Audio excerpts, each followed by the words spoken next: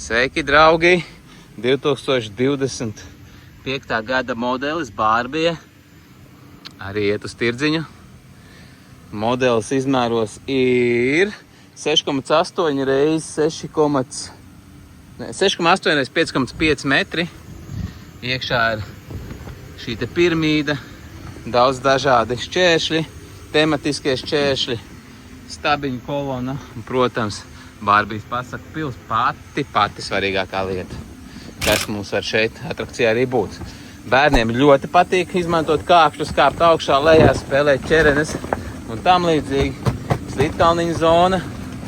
Pa slītkalniņu mēs šļūcam lejā, tiekot augšā pa šīm trepēm, pārvarot šos šķēršļus. Un slītkalniņa nobrauciens ir aptuveni, manuprāt, 3 metri. Pārmērījuši, ierakstījuši specifikācijā, cik precīzi tas augstums, garums viņiem ir. Un aicinu izvēlēties. No ārpus izskatās apmēram šādi.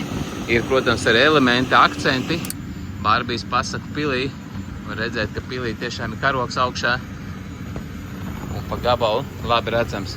Kad ir saulains foršs laiks ārā, tiešām košas krāsas. Prieks daudzīties par to atrakciju. Tā kā, ja interesē, uzrunās, sazinieties ar mums www.tomnom.lv un iespējams Barbie nonāks jau jūsu rokās un bērniem būs iespēja izmantot Barbijas slepenās durvis, lai iekļūtu šeit iekšā atrakcijā un baudītu piramīdas priekus un citus atrakcijas foršās daļas un elementus.